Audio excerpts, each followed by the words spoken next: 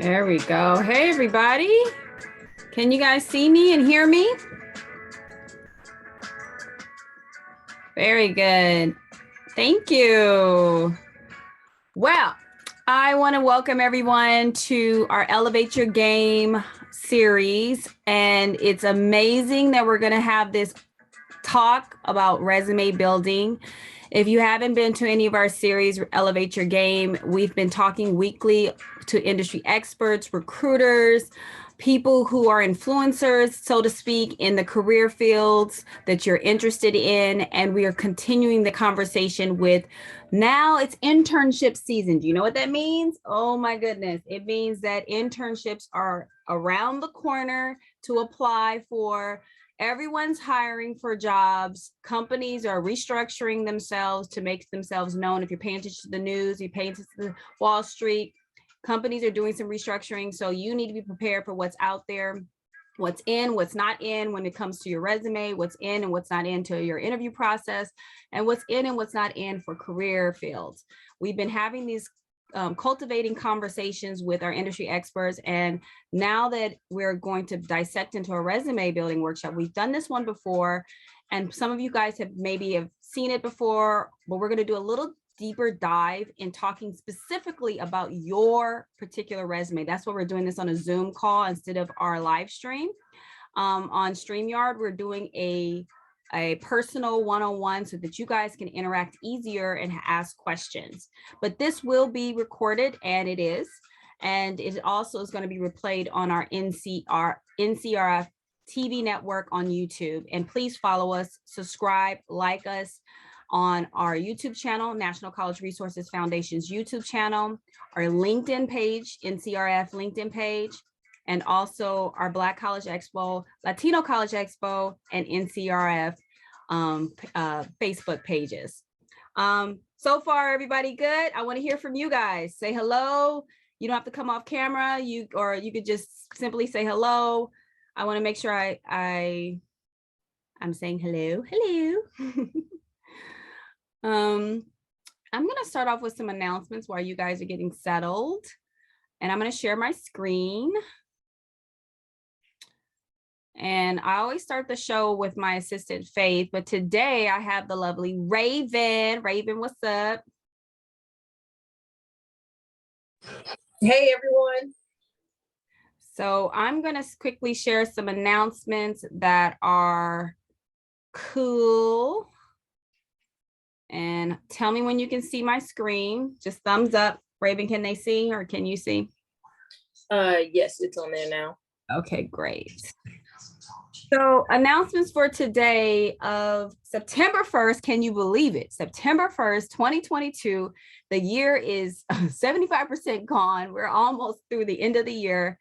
I want to make the announcements for today. Let's see if it can go to the next one. Please don't delay. Let's see. Hold on a second.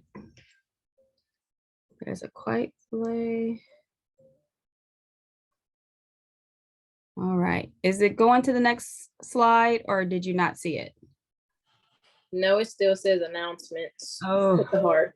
Goodness gracious. The weather, and I think the internet is doing its own thing today. Give me a second, you guys, because I will just make the announcements and keep it pushing. Let me do it one more time. Okay, I'm going to do it from this perspective. I don't like it from this view, but let's see if I can do it in slideshow from here. Let's see. Yes, from beginning. Okay, give me patience, you guys. No matter how much technology you have, you still have some issues.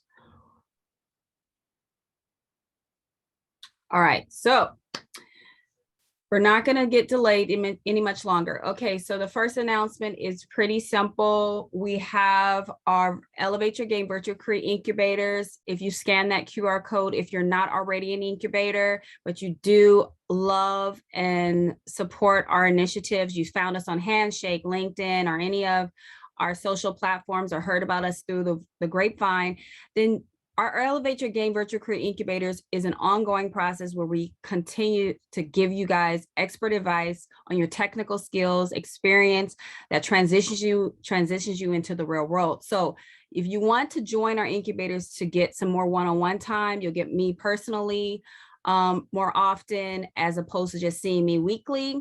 I'm a very busy woman. I'll tell you that right now. I'm about to be traveling to crazy amounts of places in a matter of less than 3 months.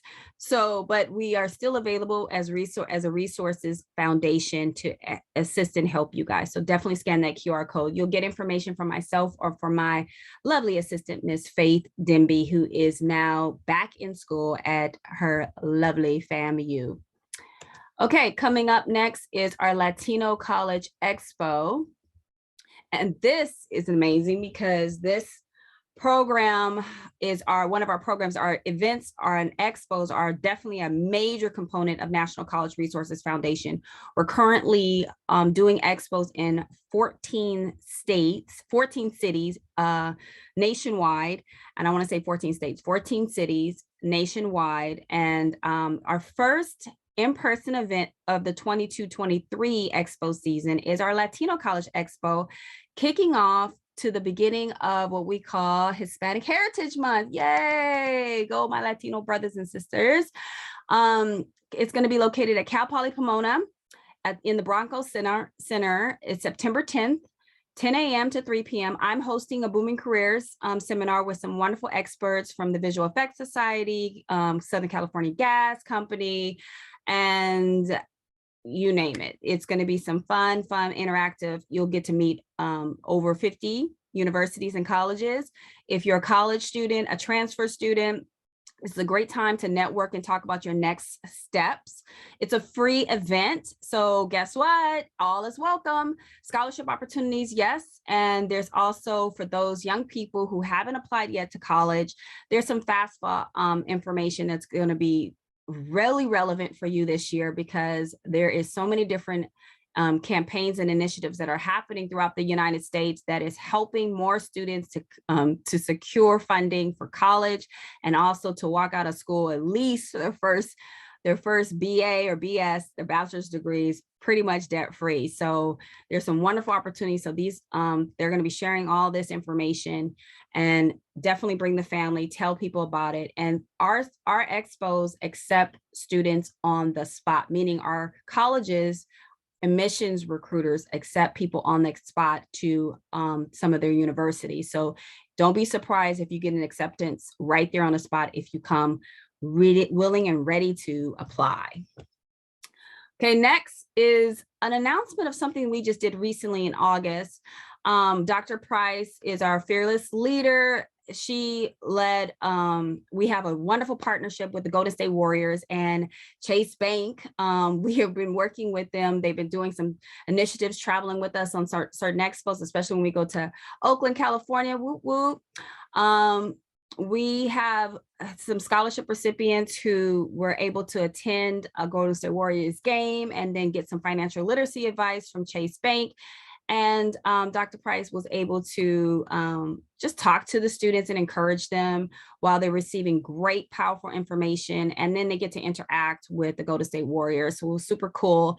We do stuff like this all the time for our students, and you just don't know what area we're going to be at and how you can get blessed. So we're super excited when we get to partner up with partnerships such as Chase Bank in the financial sector, and also, of course, entertainment and sports, which is the Golden State Warriors. Go Warriors, yay.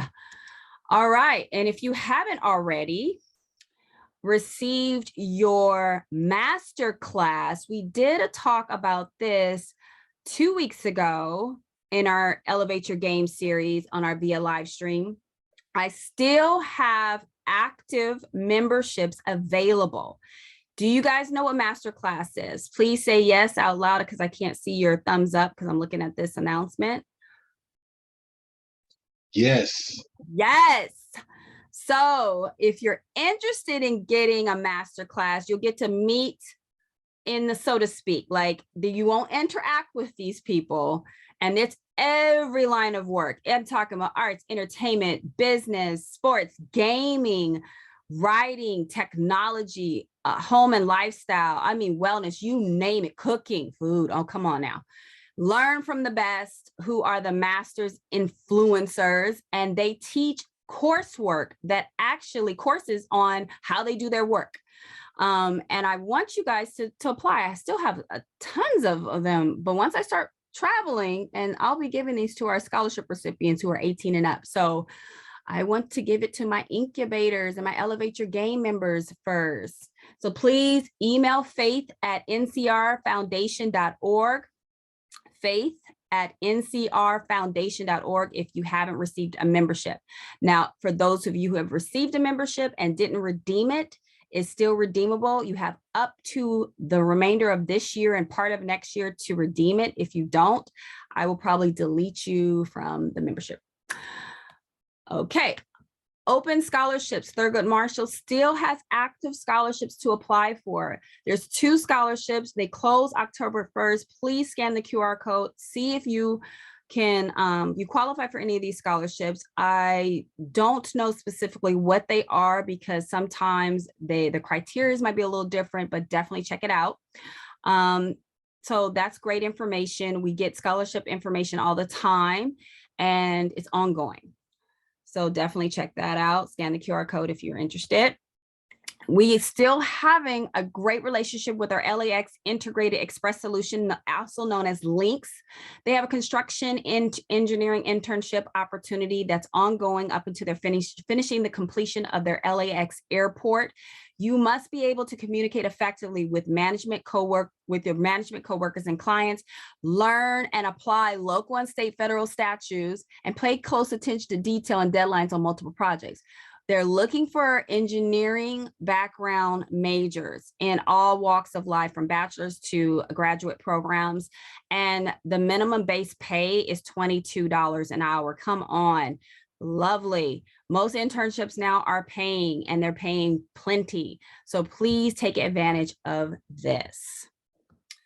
All right, I have changed it up a little bit in response to Hispanic Heritage Month coming into September 15th through October 15th. We're going to start giving you some nice fun facts with Hispanic Serving Institutions, also known as HSIs. So tonight's HSI fun fact is featuring basically, where are the Hispanic serving institutions throughout the United States? Well, according to our knowledge and according to the information and data that's out there, Hispanics, HSI, or Hispanic Serving Institution, their origin comes much like an HBCU. It literally is to serve the Hispanic community in record numbers because the college itself or the university itself is admitting more than the normal amount of students that will be considered as a Hispanic who want to identify themselves as Hispanic or Latino. So basically, there are 559 HSIs in 29 states, including the District of Columbia and Puerto Rico, my family's homeland. In there's 2-year public, there's 2 years, 4 years, and some are private and some are public. It kind of varies. And some of the famous ones are Cal Poly Pomona, which we're also having the Latino College Expo at, UC Davis, Texas A&M, Michigan State, University of Arizona, just to name a few. And again, it's deemed, you have to be enrolled as and identify as a Latino or Hispanic origin to be considered an HSI, and it has to go through a vetting process within the federal and state level to get granted that HSI status. So we're going to be sharing some fun facts about HSIs in our presentation, and also getting closer to September 15th through October 15th. We're going to be having people who are of Latin descent to talk to us about being a hidden gem in the Hispanic and Latin community, business community. So I'm super excited about that. So those are our announcements for today. Boom. Now let's get started. You guys super excited? Whoop, whoop. You guys are like, yes. All right, let's get going. I know it's a lot. So I'm pulling up my doc now. Hopefully I can just show it and not have any issues. Okay. Okay. Can you guys see the screen? Are we good? Yep. Okay, cool. All right. So obviously this one didn't have a problem sharing. Writing a great resume and how to sell your skills. So we have so much to talk about, but the main thing is to discuss who are you? Who are you talking to? Who are you describing? What kind of position you're going through? That definitely speaks to the monument of preparing a resume. Resumes can be very complicated. They are definitely a ticket, a calling card, information that will actually get you the first call into the job. Sometimes there's more than one call, meaning you might get a follow-up call to do another interview, or you might get a third interview to see if the department wants you. But first, a recruiter looks at your resume. But the standard wait time that a resume would be viewed by a recruiter, I kid you not. And Raven, you're a recruiter also. What would you say will be the standard wait time of looking at a resume before you just say, next? It's not long. It's usually about a minute on average or less. A minute or average or less. So that being said, what are the key elements you need to have in your resume that will make it stronger, more exciting, and definitely get you that first interview to that next interview, and then that hiring process on that last part? One page, outlining yourself in one page, why you are the best candidate for the position. Can you give me an example, anybody, so we can just discuss it? Anybody can share about their resume building opportunities, or, what happened in your process. What can be an example of how you can share being the best candidate? You guys can type it in the chat. Raven, you can read it, or you just want to yell it out loud. What are some of the things you can say that can present you as a best candidate? Anybody have any clue? This is an interactive session.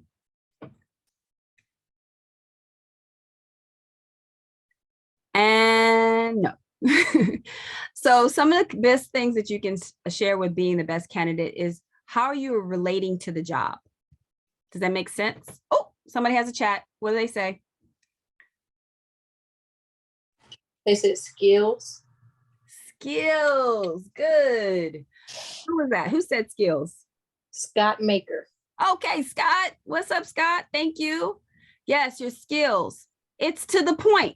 It actually identifies what you are applying for and how you relate to the job based on your SKILLS, your skills. If you can't state that in the beginning with your objectives, or you can't state that in your layout of your resume, then guess what? It really doesn't, it just defeats the purpose. Because I see a lot of resumes that talk about I worked here, worked there, worked everywhere, but it doesn't relate to the skills that you have that get you the job. Second point, go beyond your resume. This is a little tricky because you can go off the kilter if you go too descriptive, or you can go too over exaggerating who you are. When it means to go beyond your resume, you want to tailor your resume to the specifics of the job you're applying for. So that's a general resume is like, I worked here, I worked there, but it doesn't have any detail applying to how your skills and who you are relates to the job description or the qualifications. So when you go beyond your resume, you tailored your job at Chick-fil-A, your job working for a major grocery chain, or your student job, your work study job on campus, you tailor the skills of your job to the skills of the qualifications of the actual job that you're applying for. That's going a little bit beyond your resume. And then you're describing it very personally, like you own those strengths and those skills, meaning who you are is what you like, what you're applying for is basically who you are. And then you let your personality come through with proper vernacular grammar. You don't want to use LOL and acronyms like that. You don't want to use like funny, cutesy phrases and talking crazy in your resume presentation. You want to be very professional, but also personal. And then everything's in short, concise paragraphs that are usually bullet pointed. Or, not line like number 1, number 2, number 3, but bullet points, little dots or something that describes briefly what your job description was at that particular company. Do you want to add anything to that, Raven? No, I think that was pretty good. All right, so that leads us to the first major introduction that you'll have with meeting recruiters and introducing yourself. It's cover letters. Cover letters are brief. Hello, how are you? I'm so-and-so, nice to meet you, but I'm applying for this job.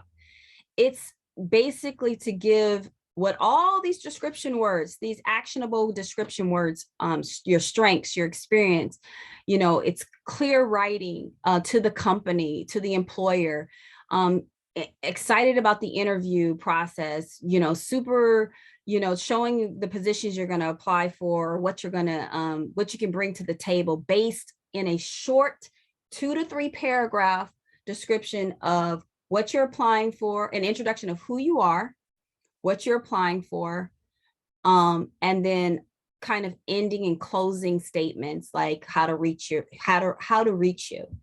And there's a format to it. So what is in a cover letter?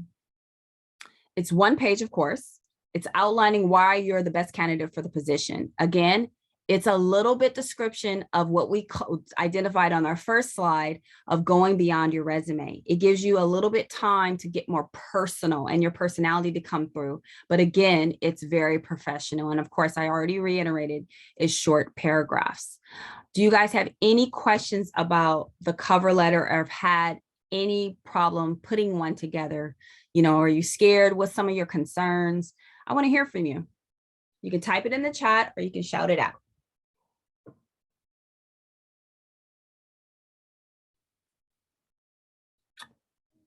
Okay. So while we're waiting for people to respond, what's in your first paragraph? The first paragraph introduces yourself.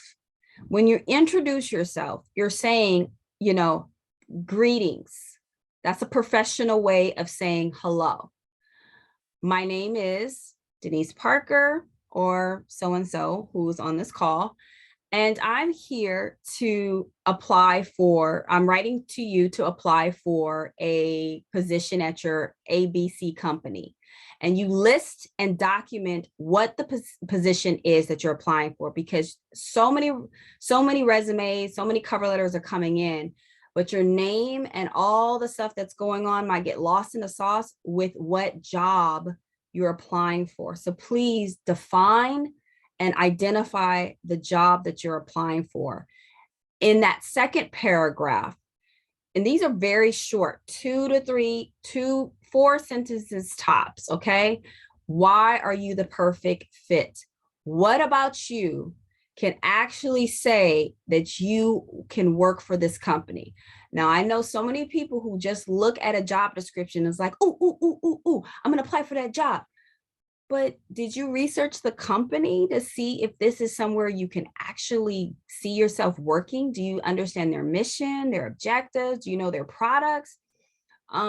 Just getting a job is great for the experience, which adds to your career pathway. But finding a company that will really uplift you, support you, and also something that you believe in, even if even if the company is not altogether put together very well, but you still believe in something about that company, you need to identify that why you're a perfect fit for this company. And you can kind of say that in your second paragraph, like, I love seeing, your products out there. I recently just saw that you have a job opportunity in this particular area, and that's perfect for me. Kind of make it very personable, but professional. And again, all the things that you highlight has to show that you has, in your third paragraph, transferable skills to the job. So if you worked for another company that totally didn't do exactly what this new company that you're applying for did, like, it's totally two different products, it's beverage versus, t-shirts or something, or working for a utility company, which is also part of sales. Two different sales roles. How did your transferable skills working for a beverage company transfer into possibly working for a utility company? What are some of the key words and phrases and identifier qualifications that actually can describe how you can transfer the skills you work from one company into the next? And this, again, is very brief. And then in your fourth paragraph, you want to close with a brief summary of thank you for this opportunity. You can basically, you identify, once again, who you are and where you can be reached at what good times. You don't want to say thank you and that's it. You want to say, hi, thank you again for allowing me to apply for this position. I look forward to meeting you. I can be reached at these times via email, and phone number, however you can be found. And it has to be a phone number or an email, not your social media page. So please, unless we have recruiters who are doing some kind of cool, funky things, but it's basically your phone number and an email. And what kind of email? Ooh, what's on your resume and what kind of email? Raven, I'll let you take this page if you like. Yeah, sure. So a major issue, common issue that we have with resumes is that, one, we don't have any contact information. So you're sending your resume, you apply for this job, and then we're finally wanting to reach out to you to contact you, and we don't have either a cell phone number or email address, or you have a cell phone number and you don't have a voicemail that's set up, or you have a cell phone number and the voicemail is unprofessional, or you have an email and you don't check the email, you check it every once in a blue moon, or you have an email and the email address is highly unprofessional. So I would recommend doing maybe something that includes your name. So like mine's is my last name dot my first name at gmail.com. If you want to do your first name dot your last name, or first name underscore last name, or first name last name, and then maybe one number, that's perfectly fine. But the unprofessional emails, I've seen a lot of big booty girl at gmail.com. Those are unacceptable email addresses to have on a professional resume, especially when you're trying to get a job. If you want that to be your email for your Facebook or your Instagram, that is perfectly fine, but not for your resume. So that's the first important thing, making sure you have a name and email address that we can contact you at. Next is you would have your summary or objective. And so typically you would modify this for each position that you have, that you're applying for. So if I am applying for a customer service position, I wouldn't use the same summary or objective to apply for maybe a nursing position or something. Those are two totally different areas, and they require two totally different summaries or objectives. Good thing to do would be to use some of the verbiage from whatever job posting that you're applying for, and put some of that verbiage, some of those those words into your summary objective to get you some better reach. So if it says that, hey, we need someone that communicates very well, making sure you include that in your summary objective. Remember, your resume, you're trying to sell yourself for a job, okay? You're trying to sell yourself to the company to say, hey, you need to hire me. And your resume and cover letter are explaining why you need to hire me. Next would be your work experience and job responsibilities. You would need to list those with the company, making sure you have the dates that you were employed and listing your roles and achievements. Always go in chronological order from your most current job. So if you worked at, let's say you worked at Target 10 years ago, and now you're currently working, then after Target, you worked for, let's say, Walmart, and now you're currently working at Kmart, then you would list Kmart first, and then you would go in chronological order from there, from your most recent job to the job you had before your current job, and then so forth. There are times where you would have those responsibilities maybe out of order, and that would be if you were, let's say you're applying for an engineering position, and you've had engineering experience at one of your jobs, but maybe your other 3 jobs, you didn't have any engineering experience. Then sometimes you would list the one, the job that you have the experience in related to the job position. So that kind of depends, but typically you will see resumes that are in chronological order, starting with the most recent job that they are employed at. Next, you would list your, so with your work experience and job responsibilities, you do not have to list out every single thing that you do. It's quite impossible to list every single thing. So making just a few bullet points or a few sentences under each company and role and responsibility that you've had, just a few sentences of what you've done or a few bullet points of what you have done in that position. Next, you would have your skills. And these skills need to be relevant to the job that you are applying for. So don't use skills that are just totally off. So I'm gonna continue to use the engineering versus nurse. There are some skills that nurses and engineers both use, right? However, if you're applying for a nursing job, you need to put some skills that are relevant to that nursing job or that engineering job. And when you're putting these words, make sure you're using action words. So action words show that, hey, I've done this, or I'm doing this currently. So using either the present tense for your current jobs or past tense for your past jobs. If they are listed under your work experience and job responsibilities. But if you just have a section on your resume under skills, then you typically never lose those skills. So continue to use the present tense. So I have skills in, let's say, hypothetically, Microsoft Word. I have skills in SAP. I have skills in Handshake. Using those present tense terms. Don't say, hey, I used to. No, you have those skills. You develop them at an old job, and just because you're not using them doesn't mean that you don't currently have them.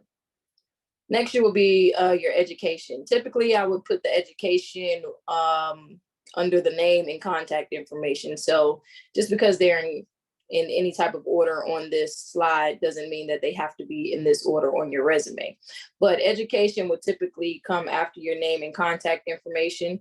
Most jobs nowadays require you to at least have a bachelor's degree.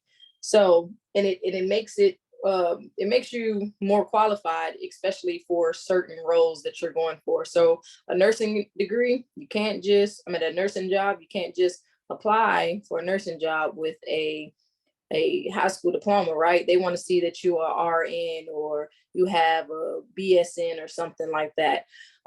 So with your education, you want to list the highest level completed. So for myself, I have a master's, I have an MBA with a concentration in human resource management. I also have a bachelor's degree with a what is my bachelor's of business, sorry, business management.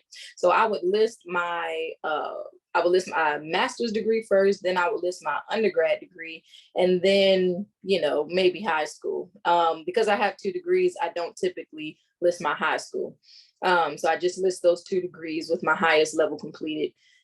With, let's say you just have a bachelor's degree, it is okay to list that. If you have a maybe a technical degree or an associate's degree of just 2 years, you can list that, and you can also list your high school education or your GED.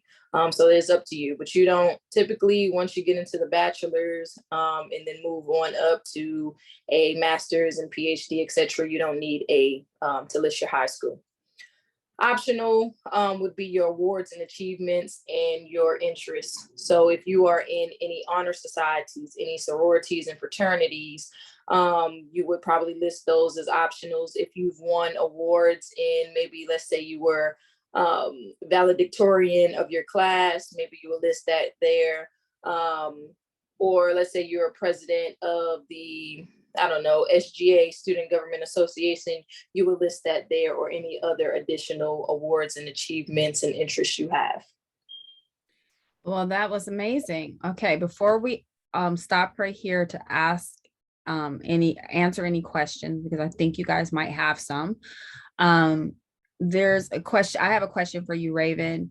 As a recruiter, and you don't have a bachelor's degree, but you do have maybe a certificate or a license because you went through a CTE, a certificate in training educational program, where would we list that? Is that still considered education, and we can put it at the top? Yes, you would put that under education, or you could list it under skills, but it would be either in the educational area or right under the educational area. It needs to definitely be at the top. So when you're applying for that job, we can automatically see, hey, okay, they have a certification in CPR, they have a certification in, let's say, forklift training, or something like that. Whatever you have a certification in, I would definitely put that at the top, either in education or right under education. And it's very important to add to that, to what Raven is saying, is to not just list your certification, but your level of your certification, especially if it has a level 1, level 2 identifying it, because some certifications do, because there's different trainings for different things that identify you a little bit more skilled in that area. And also where you received your certification sometimes is important. Some accredited programs, some programs are not accredited, meaning they're not recognized by national institutions or programs, or by state or whatever, whomever. It's very important to list where you received your certification, so that they can say that, oh yeah, they definitely received their program, because they don't know what kind of they definitely can come into this program because we know exactly where they got their certification or their licenses at. So please be detailed in your presentation of who you are. This is your calling card. It's more than just words on paper. It's a representation of what you are capable of doing, not just a position you held. It's your capabilities, your responsibilities, your experience while on the job. Not, okay, I, put fries in the fryer. You were, managing a kitchen that is part of a Fortune 500 restaurant. Be very descriptive and highlight your strengths, because the more you're proud of your jobs, the better the employer and the recruiter can see you being proud of working for them, if that makes any sense. So let's ask, you guys can ask some questions now. Let's get to some questions. And I'm just going to pause the sharing for a second so I can, does anybody have a question?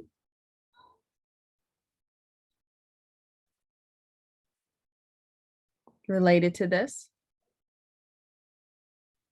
Any parts of this on your resume that you're a little stuck on? Okay, we have a question in the chat.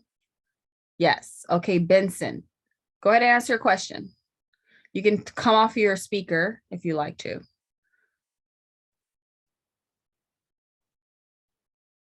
Are you typing in the chat? If you have bad reception, it's okay to type in the chat.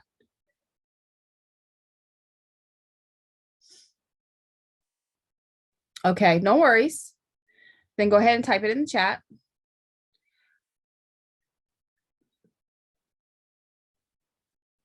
You know, there's something I definitely want to bring up in the resume while he's typing it, Benson.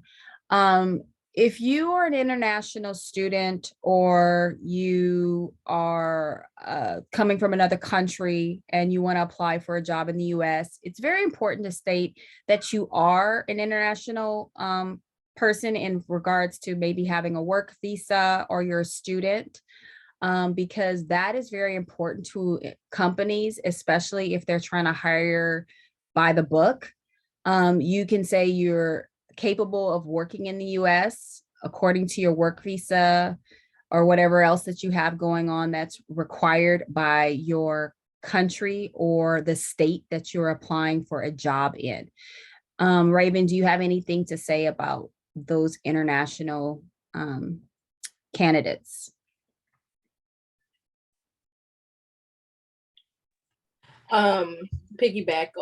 Piggybacking off of the visas. If you do have a visa, green card, or anything of the sort, I would definitely make that known.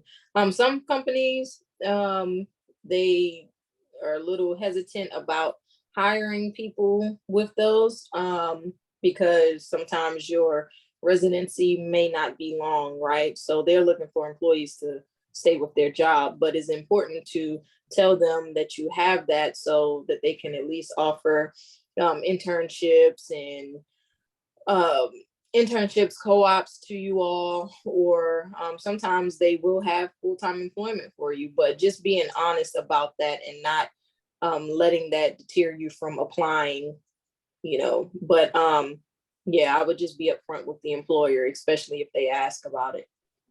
And most companies now are international, like they have this virtual experience. So if a company is hiring you, and it's not in person, and it's you can possibly be wherever you're at, as long as you have good Wi-Fi to do your job, then yeah, that's, there might be some flexibility with how jobs are being recreated now due to COVID, due to what's happening with the transition from the home to the work life. So just keep that in mind. Okay, so we're going to go back to the sharing while we're still waiting for that question, and I don't want to hold up. Okay, real quick, let's not get too creative with your resumes and your cover letters. Please use a professional font. Times Roman is the traditional one, and Arial, if that's how it's pronounced, tomato is also another one. Cabria, it starts with a C. I can't think of it. It's very Latin. That's another one that's pretty cool to use. And you want to keep it again to one page, and you keep your margins consistent, top, bottom, left to right, meaning everything is even on both sides. If you're building your resume from scratch, sometimes if you don't know how to use the margin makers, then you can actually not have it properly aligned. I love to use resume templates because they're super simple, and there's great websites to get a resume from. There is Canva, of course. Google Docs is simple. You can also find anything online. Sometimes you have to pay for those, but Canva and Google Docs usually have some free ones that are basic that you need. You don't need anything too fancy unless you're part of a creative team that you're going to apply for, something that's more so that needs an eye-popping, eye-catching, but standard black and white is fine, or a little pop of color that is borders, like on your borders of your margins and stuff like that. But, to kind of make your resume stand out, it's really pretty simple. Also, Microsoft Word has great resume templates, and you can find it in your writing, in your Word doc. You just look under search new, and then you can click under business when you're searching for a document, and then they should give you some examples of templates. And let's see what our question is. Okay, this is a good one. My question is, let me expand it so I can see it. is regarding transferable skills. I have worked in retail all my life, but I want to move away from the retail to healthcare and IT because my degrees are in healthcare management. Whoop, whoop, so are mine, and information systems. Unfortunately, I get turned down a lot because of those retail backgrounds. How can I overcome this problem? Ooh, that's a great question. Raven, do you want to start it off? Benson, you can write in the chat, but have you had any internships or co-ops that are related to your degrees in healthcare and IT? Have you volunteered for Yes. a hospital, a clinic, something that's related to the healthcare related field? Done some community outreach in related to healthcare, worked at, anything of that nature, or even within your company that you did retail work, did you facilitate any program that's health related? Like you encourage people to learn more about their healthcare options with their health insurance at the company. That's really, mean you were advocating at your company. Or any projects that you may have had in school. I know I hire a lot of, I recruit a lot of not first year, they're like fresh out of college, early talent, sorry. And with the early talent, they tend to, in the interviews, they tend to give a lot of experience about maybe projects that they have had in school that are relatable to the job that they are applying for and interviewing for. I've been searching for internships, but have not found one yet. However, I have 2 years volunteer at a hospital. Do you put that hospital volunteering on your resume as if it were not just at the bottom and say, hey, volunteered at First Baptist Hospital? Have you put that on there as maybe a like under the jobs and like said, hey, experience, yes, right, under your work experience, and listed and gone into detail what you have done during your volunteer experience at the hospital?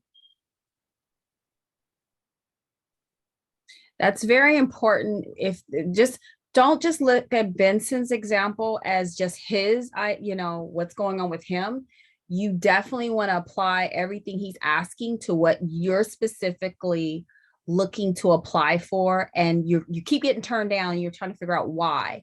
Look at your resume, look at the qualifications, and see where you don't match because your resume is not sharing how you match. What did he say in the chat, Raven? He said yes, and I have a certificate from the hospital. Okay, so a couple of things that I can think off the top of my head. I think you're highlighting too much your retail experience in a retail format. Like, talk about the customer service. What do you do at a hospital? What are the things that you do at a retail job? How do they relate? You have to describe your retail jobs as if you were working for a hospital. Like, for example, in a working for a store where you're selling products, goods, and services, you're handling customers.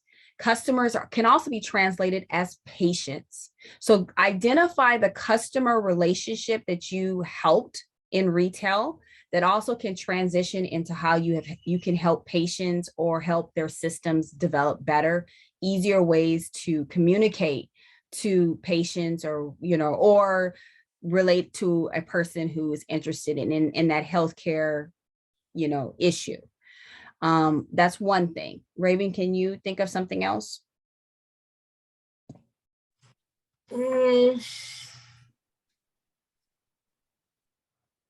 Let me think. I think also too, you can get more experience with volunteering. Think Yes. outside the box. If you keep applying, are you applying for something that's very specific related to IT? How can you do more volunteer work that's related to IT? That's pretty much problem solving in related to technical issues. That's one of the major reasons why healthcare companies such as hospitals, clinics, they don't do everything handwritten anymore. They use programs and systems such as Epic is a huge program that they use in the hospitals to transfer information from doctor to doctor and hospital to hospital. In your work experience, your current work experience, have you been doing things like that where you have upboarded systems and were able to transfer the information easily because what you developed, what program you worked on gave you that background? You have to be specific. Even if you haven't done it specifically in a work, you definitely have certifications in that, and you have to describe what your strengths are in that certification. Maybe get more detailed work of what your certification gave you a cert in and how your strengths relate to that IT job that you're applying for. Does that help a little bit more, Benson? Yay or nay? I would add one additional thing. LinkedIn, if you're not on LinkedIn, you probably need to get on LinkedIn. And on LinkedIn, you can meet a ton of people in the healthcare industry as well as the IT industry. And you can meet people that are in these positions that you are applying for or desiring to be in. And maybe you can, connect with them on LinkedIn and just send them a message. And ask for volunteer opportunities, internship opportunities that may be available. You can also connect with recruiters on there so that they can send some healthcare management and information and IT things your way as well. So and look for organizations. They have like a ton of groups and organizations on LinkedIn with people that are in these fields, and you can just join them and you can read the threads and get some tips on some things that you can do better to help you with gaining more experience. I will also add to that, if you guys are having difficulty getting a position, getting a call back, not getting that response time, and typically if you don't hear anything within 2 to 3 weeks of applying for a job, you possibly were overlooked for the job. But if it is an in-person job and it's not just a virtual job, and there's a physical company there, such as a hospital, go to the hospital and meet the HR department, apply. They might say just apply online. They might say that. But see if they have a volunteer department again. You said you already did volunteer, but apply for something else specifically in IT, specifically related to the area that you want to go to.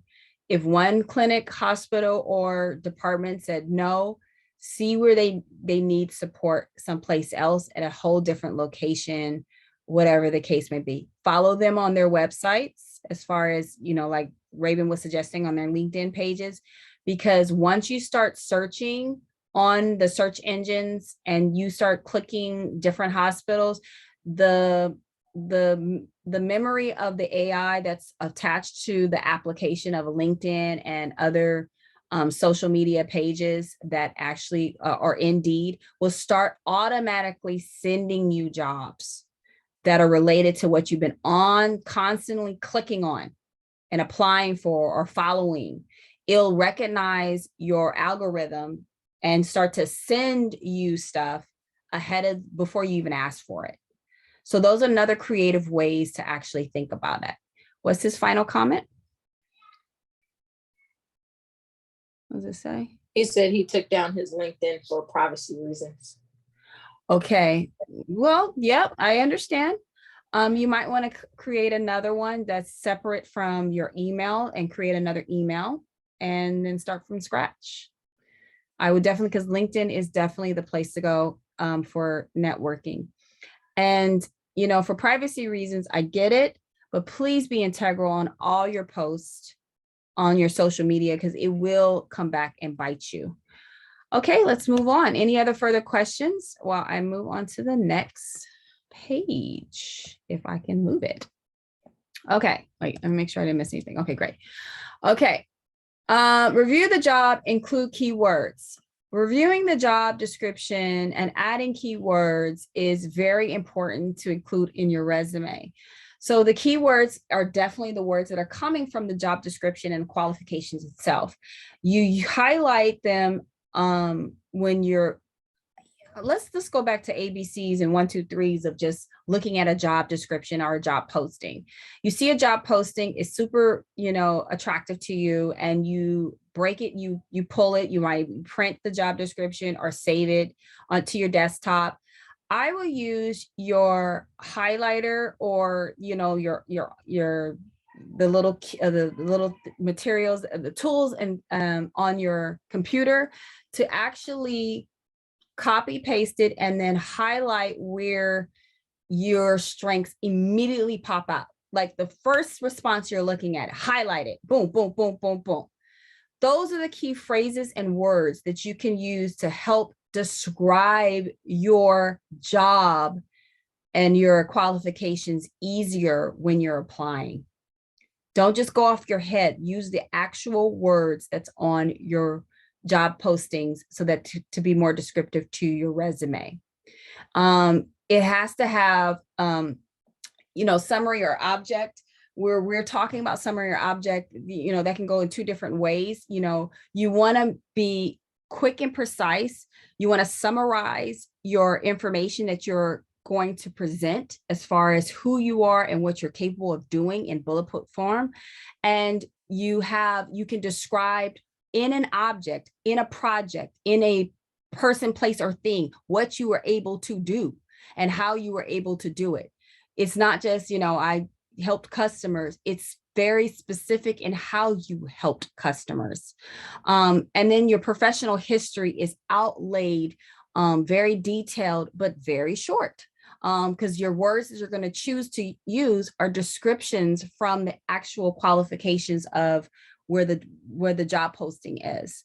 And then when you describe any description of your roles and achievements, you want to be clear to your overall objective of trying to get hired, or try to get be considered as a candidate.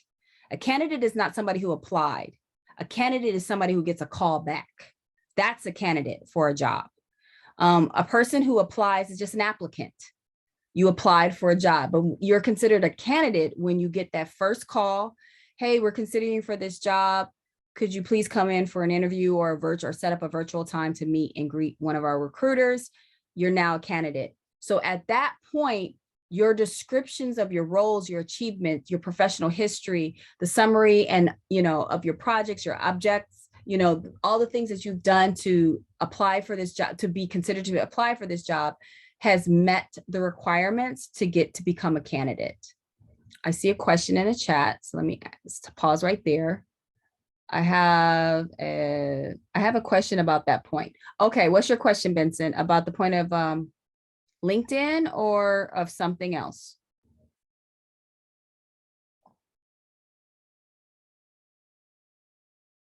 What did he say? Recently, I applied to a county job, and in the announcement, it states merely copying the job description and putting them on your resume will be grand for disqualification. Yes.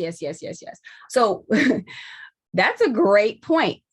I said use keywords from there, not copying the entire phrase of the job description and qualifications segment of the job posting. That's a big difference. They know that you have copied it. But if you highlight in the beginning, when you're looking at the resume, when you first looked at it and you highlight, boom, I'm good at communication skills. I have 2 to 5 years experience in this. That you can definitely restate because it's true. It's factual. It's not made up and you just, boom, there it is. That is a lazy way of creating a resume. That's number 1. And number 2, it might not be true. And you need to make it in your own words. You can easily change the phrasing of a word to meet the more personalized way you can describe that. Like if you're saying, your great communication skills, works well with people, able to communicate. You just said it in a different way.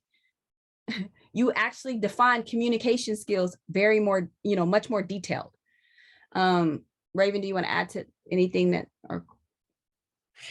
Yeah, nobody's saying take the whole thing and just copy and paste it into your resume, because that's called plagiarism.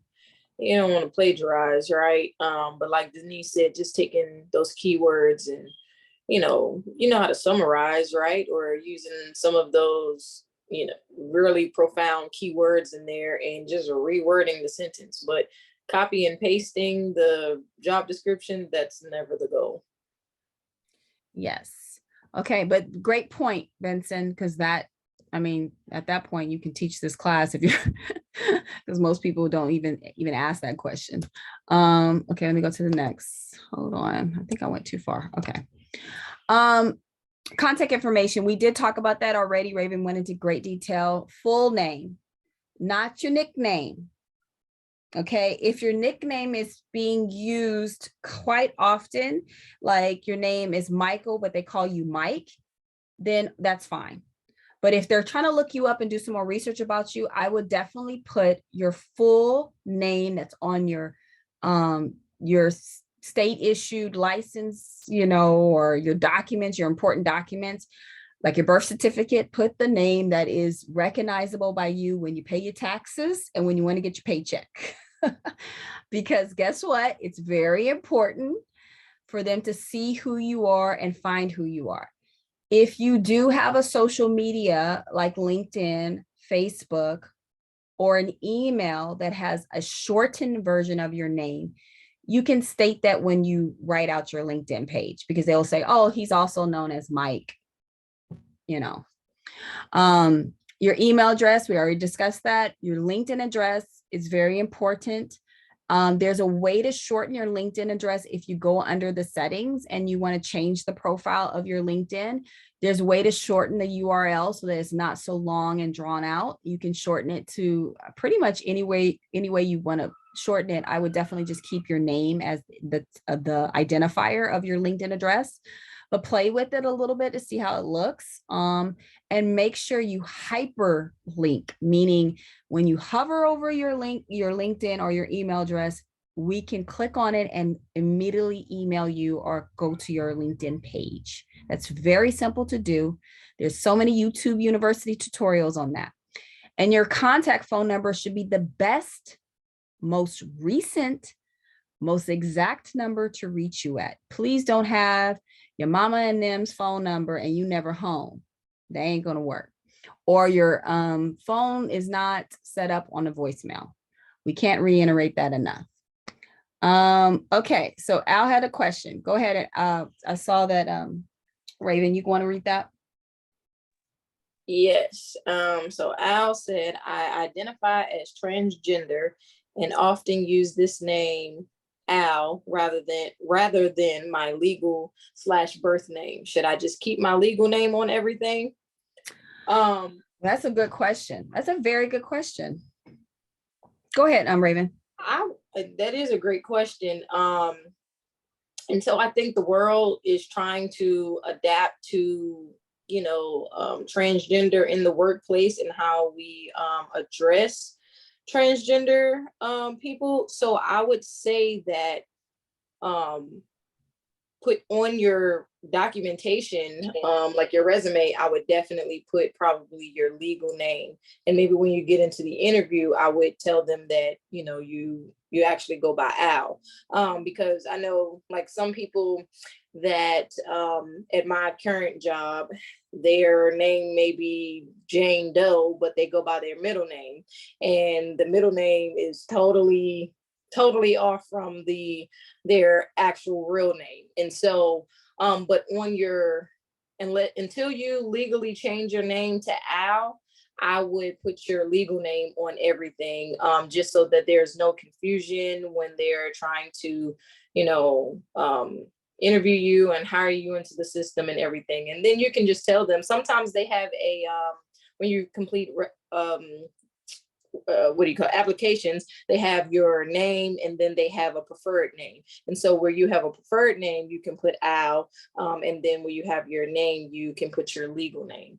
But on your resume, I would probably put your legal name, and then if you want to put a line maybe under that preferred name, say Al, and then your preferred last name, if that makes sense.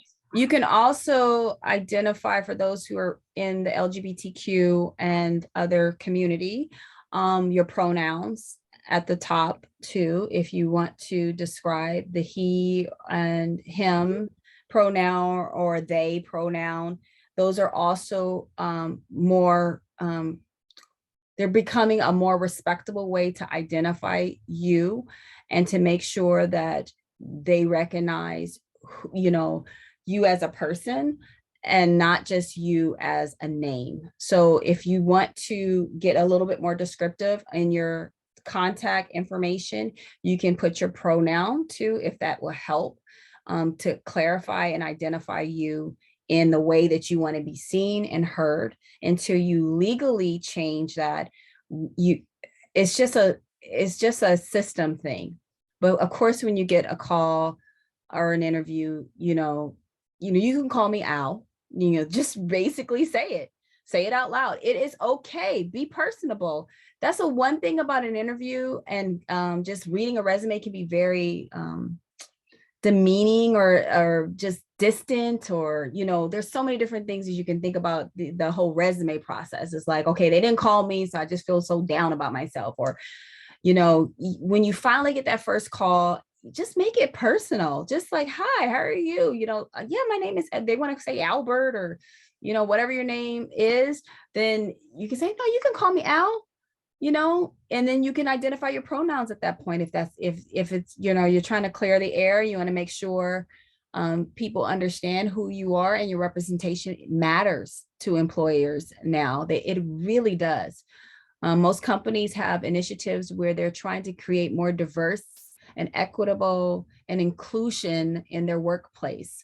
And they're hiring all people of all colors, demographics, backgrounds, and gender identification. So please don't be afraid to be proud and to share who you are, but keep it professional. Please don't make it, if your name that you're using on a daily basis is really inappropriate, and what inappropriate is, please just go by your government name and keep it simple. And then when your friends get around you and all this stuff, that you can go by that fun name that everybody loves to call you. But for the sake of answering your question, Al, yes, most likely you can say preferred name, Al,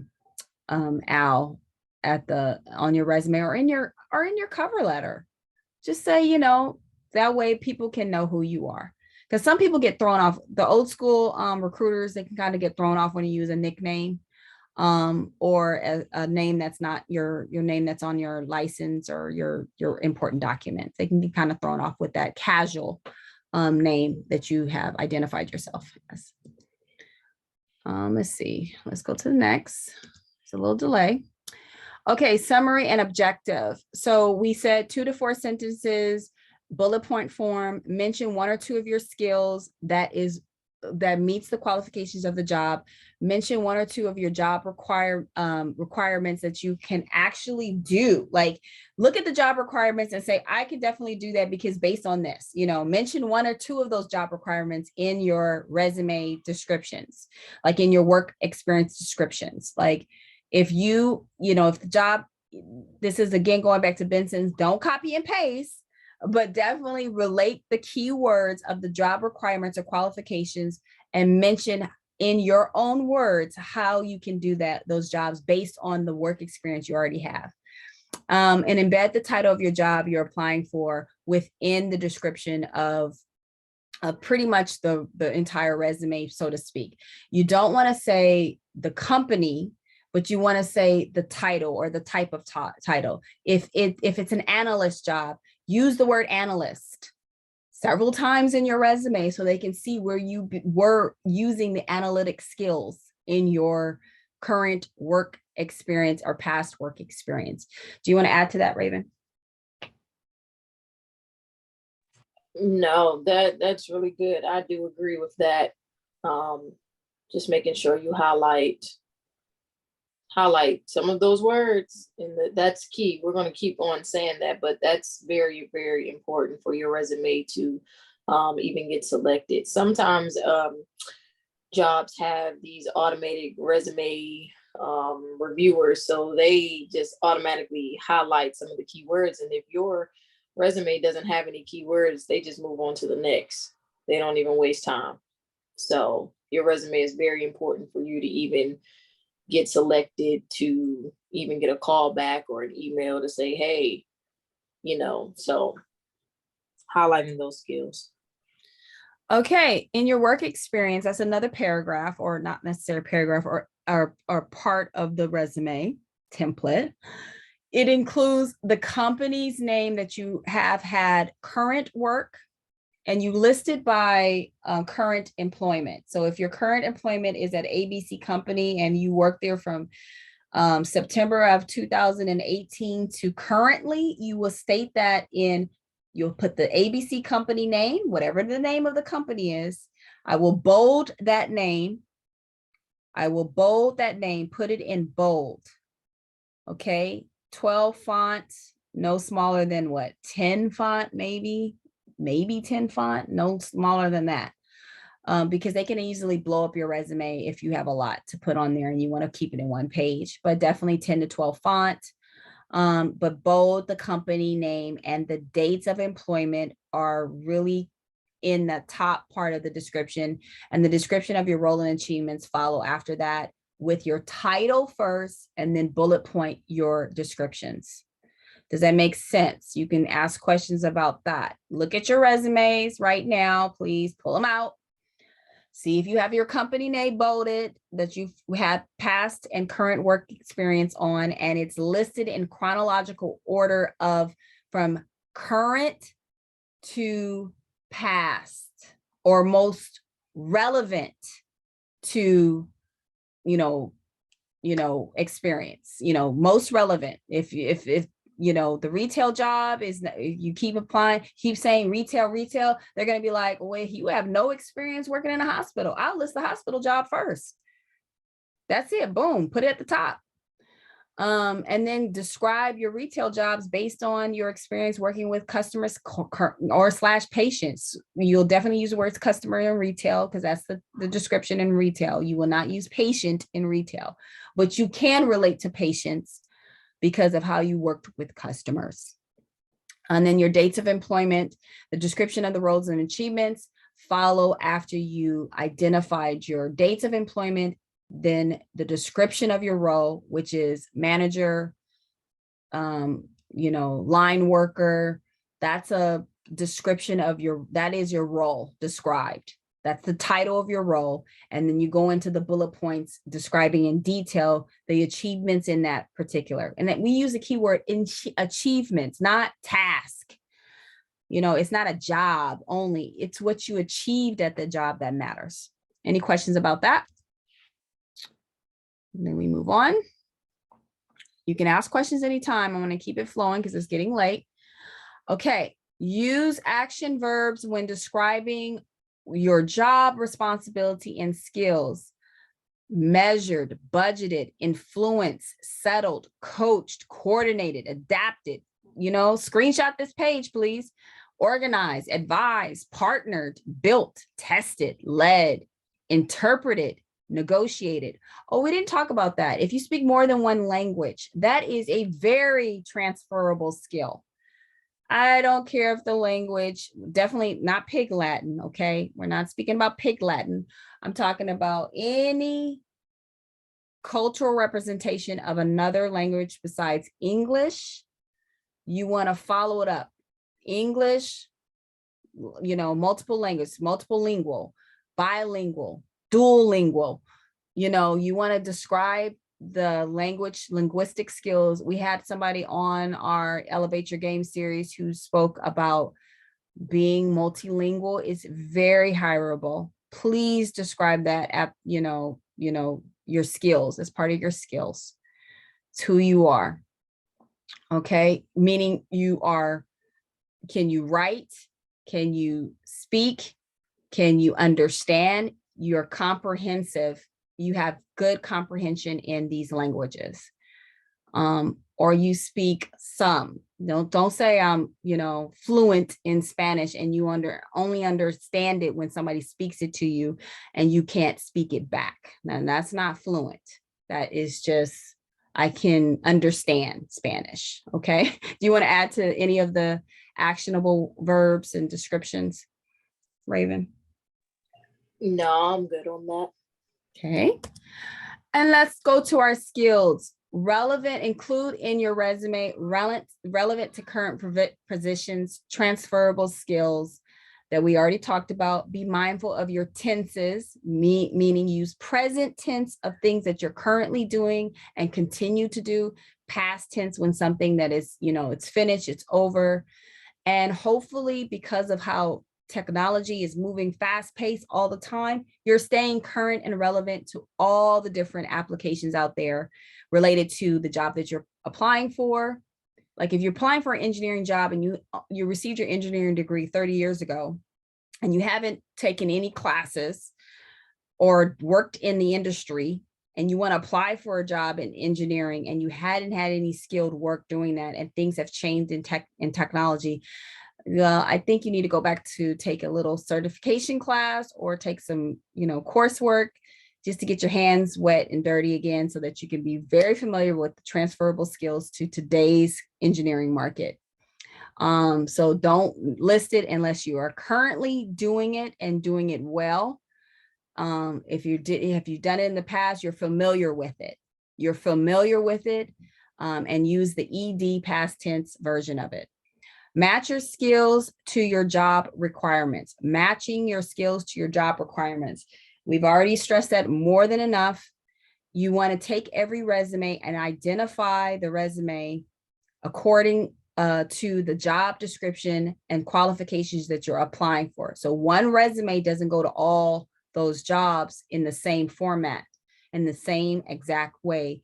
You take the job qualifications and the job description that you're applying for each job, and you personalize it to each resume. If you're applying for 50 companies and this is what it is, and they're a little bit different, then you want to tailor make those keywords to suit that job description and qualifications for those requirements for that particular job. That's a part of matching your skills to that job description and requirements. Achievements in education, awards, all the above. You put your highest level of education, even if it's the certification that you've gotten. If that's your highest level of education, great. If a bachelor's or master or doctor or PhD program that you've been a part of, then you could definitely put that. Mention any relevant awards. I like to say relevant awards will be who's who of college students because of writing skills. If those are some certain awards. You received a presidential scholar award to, it's not just your soccer tournament award. Okay, please be very relevant to the awards. You can mention in an interview, I was soccer championship, but if it's not relevant, then please don't do it. If they're big on team building, you might want to put, you have, awards in sports for being a team player, most valuable player, because they're about team building. And they might describe that in their description of their company. So that might be relevant there. And unique achievements. You received awards and accolades for just being who you are, just most honorable citizen, able to show up on time, that's unique. Or something spectacular, like you won a science project, that's a unique achievement. But it has to be current within the last 2 to 5 years of, your life. Don't go deep down in your kindergarten and, most valuable player for your little soccer peewee team. Okay. Details matter. Include numbers when relevant. Numbers when relevant is like the numbers of people that you've worked with when you managed a department. Manage 20 to 30 people in the finance accounting department. That's very key. Those are relevant numbers. Important achievements will be, the sales, the data you were able to, to get while doing a job, and you did it well. You achieved your high goals in sales. You were able to reproduce, a hard project. Those are important achievements. Things that are problem solving. related issues are really important to employers, because most employers are trying to solve a problem. They're trying to answer a question. They're trying to become solution oriented. So if you can show ways that you are showing solutions to your job and contributing on a team in some way, even if you never managed, but you made important contributions, that is an achievement. And you were recognized for your work, or the work was recognized in the company, or you had a very successful turnout. That's an important achievement. Lift those up. That will actually elevate who you are and what you're capable of in a particular role. And they'll give you a chance, at least give you a call.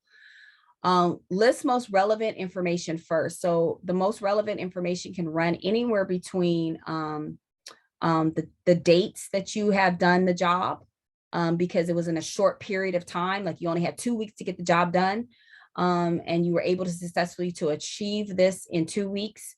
That's important and relevant information, because you can work in a fast-paced, very highly stressed environment, and that's relevant information. So you can kind of play this a little loosely. Don't go too far off in the weeds in this. Stay very concise and to the point, but include the details. It does matter. And then your editing, you make sure your punctuation, your typos, we already talked about tense. Read out loud as you review the punctuation on your resume, and have at least another person review your resume. We're more than happy to. You can use us at, when we're, upon request. You can send us an email, Denise at NCR Foundation, Raven at NCR Foundation. You can send us a quick email and saying, I'm definitely interested. Sign up for our incubators. The more information that you need to help your specific resume is important. So, but I definitely will ask another professional person, not just your friends who maybe not have the job that you're looking for, but somebody who's professional in general, to look at your resume and see how it looks. Don't just give it to your mama and your daddy and they say, oh, that's so good, baby. You did a good job. No. Get somebody who's been having some work experience and pretty successful at their job. Ask a professor to look at your resume. That's a good person. They'll give you great feedback, especially if it relates to the work experience in your projects. They can definitely give you really tons of great feedback. And Raven, jump in anytime. Details also matter in applying and responding to positions via text. Okay. Never use a text acronym. LOL, see you later with whatever that is. CUL, don't do that, or whatever. Don't do it. Everybody talks in text message and abbreviations. Use the words that describe what you're trying to say and speak professionally. Don't speak in acronym language and abbreviation language unless it's like DBA, doing business as. That's an appropriate abbreviation you can use if you're describing you're doing business as this person or this, company, because you own your own business. Okay, the DBA is called that. And those people who own their own business know what a DBA is. Okay, punctuation and spelling is important, even in text messages. Now, sometimes my hands move very fast and I type in a very weird fashion with one hand a lot of times, because for some reason I can't use my left. That's too much information. Anyway, I have to use my right hand when I'm doing text messages. It's just really weird, I know. But I have to spell check quite often because my hand may slip or moves too fast. Please take your time, reread when you're talking to recruiters. Some of them are texting, some of them are responding to your LinkedIn or to some of your, they're communicating you via text on LinkedIn. That's an example of, really great professional time. Just check your punctuation. That's it. It will never hurt just to double check. Okay, it's not moving. Okay, we're going to just get to some resumes and real quick, and this will be the end of it, and then we can ask questions. The typical resume that you really need to worry about to do is, the types of resumes. It's chronological, functional, combination, and targeted. We're not going to go into all of these because the key thing is to get that entry level position or to transition into a new profession is to figure out what resume will work for you in the most relevant. Functional and combination are pretty much what is the most important. Focuses on, let's go into them. This is a chronological resume. It tells you from where you're starting and where you finished. I mean, where you started and where you finished, or where you're currently at, 2001 and to the present. It's listing in order of current to the past of all your work experience. This is kind of like a one sheet, easy. You're applying for a simple job. It's an entry level position. There's not a lot of, red tape to get it. It doesn't require deep skills, but they want to see that you have tons of experience in working. This person is trying to get hired for a journalism. They briefly describing real quick all the different projects they worked on and the roles that they were in that particular job. And they're to the point and it's concise. It doesn't go into objectives. It doesn't go into education in detail. It just really quick and highlights to the point. This is a function. This resume only works when you're just applying for you already have an in. They just said, I just need to see your work experience. No problem. Boom. Here you go. You can, do that. You already have an in, the person or somebody's relating to you. They just want a quick, brief description of your work experience. Okay. You're not applying for a whole new company or a whole new this, a whole new that. It's pretty much a basic description. Do you want to add to this, Raven? No, that was good. Mm-hmm. Okay, functional resume. Okay, now this is more detailed to what we pretty much do. Now, these are not templates I say you use. This is really generic templates. This is just an example. Okay, there are highlighted, there's different areas that are highlighted and sectioned off, which makes it a little bit more easier to read, which makes it functional, meaning you can see it clearly. It's, you got just your name and contact information at the top, hyperlink we said, hyperlink your email and your LinkedIn page and show your skills in a second little block, your professional accomplishments, your work history. You can find a functional resume template anywhere USA. Okay, they're very simple. Okay, and you can just fill in the prompts. All you do is look at the prompt, fill in the description. They'll have some gibberish on there that you just delete or highlight over it and type over it. And then you fill in the prompts according to what you are describing for those particular areas. Do you want to add to this functional resume, Raven? No, you pretty much summarized it. Combination resume has a mix between your objectives and your strengths, plus your work experience, your education. There's some things that are not on here that should be on here. And of course, your contact information at the top.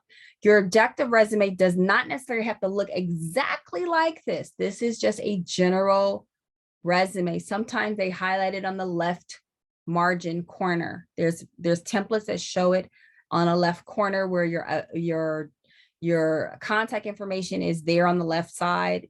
So it kind of flows back and forth, but the objective is key. The objective is pretty much, Raven, how would you describe an objective on a resume? An objective is like your goal. So typically people in the objective list what type of role that they're looking for, and they highlight some of their strengths that relate to whatever role that they're looking for. So if let's say you're trying to get into communications and you are really good at public speaking and putting together, communication documents, things like that, they would kind of put that in there, that they have experience with that, and they would put that in their objective that, hey, I'm seeking a position in as a communications manager or whatever. So it's just basically stating the goal of the resume and of you applying and what job you're kind of seeking. And it's typically the job that you're applying for using this resume for. And then the key thing with describing your objective, as Raven has said, is it's your strengths in within the company. You are highlighting it in what your goal is.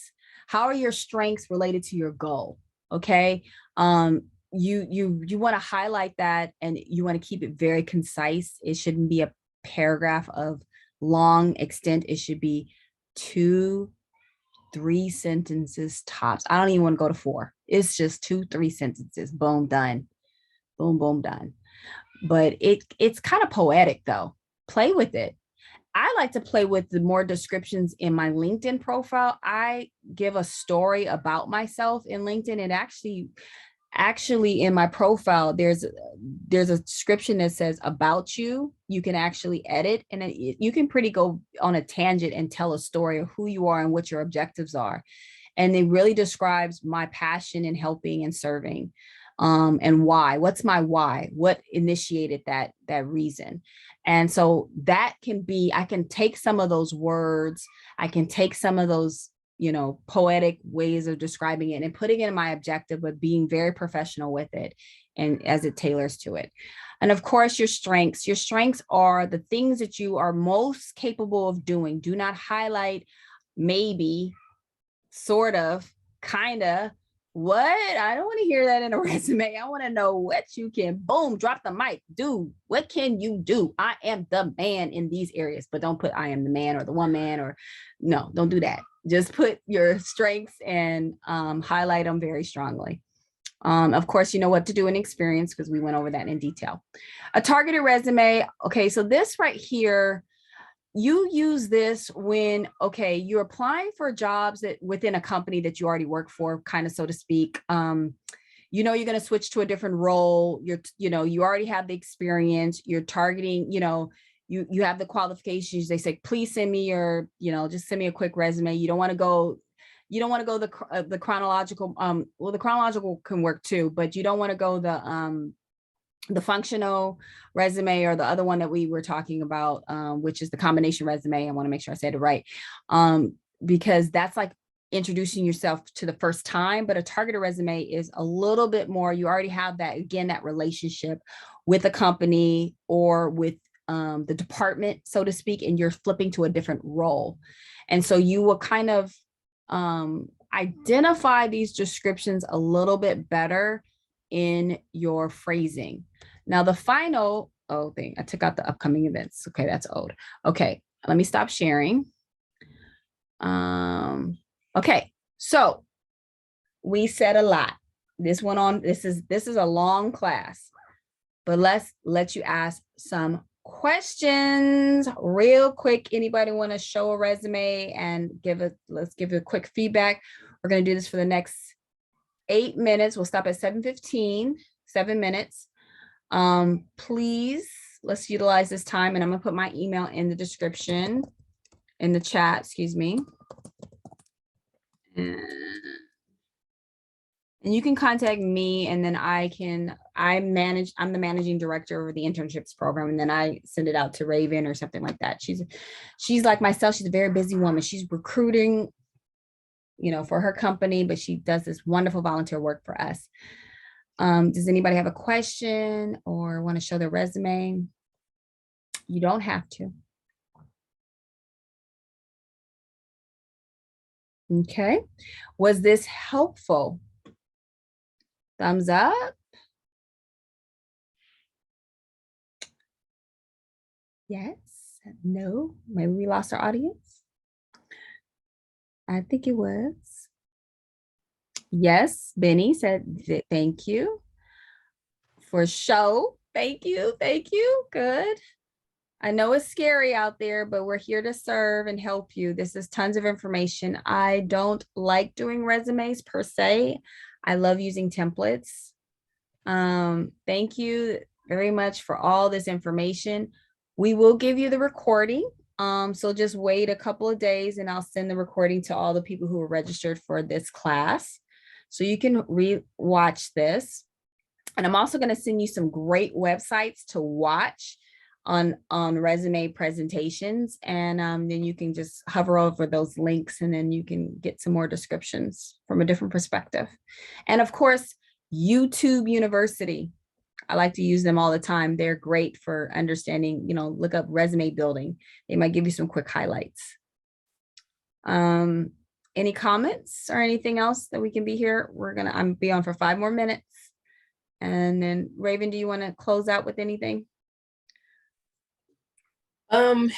Just keeping in mind that your resume is you selling yourself. So nobody knows you better than yourself. When you go to apply to these jobs, no one knows what you did in these jobs. When you're applying to it, the recruiter doesn't know what you did in your last job. So it's up to you to inform the recruiter in your resume what you did, right? Keeping the resume short, but hitting the highlights in your resume so that you can gain enough of the recruiter's attention to get a call back or an email back. So remember, sell yourself. Don't be afraid to brag on yourself. So if you have achievements that you've accomplished, put those in there. If you've, had some pretty great projects that you did well on, put those in there, especially if they're related to the job that you're applying for. So don't be afraid to brag on yourself and sell yourself, because ultimately you're trying to get a job, right? So how do you get that? You don't necessarily get that being modest. When you go in an interview, guess what you do? You talk about yourself. It's the same thing. And I want to also add to what Raven's saying, yes, you're in there to get a job, but you're also on a path for a career. And certain jobs will lead you to find who you are and to develop your skills and strengths even more so, and highlight where you need to grow in. And every job is a growing point. Please don't go to I don't care if you're sweeping the floors. Don't go into any work situation with that complaining mentality. It does deteriorate your outlook on work. Go in there contributing, finding solutions, asking relevant questions that show that you're interested in improving the environment.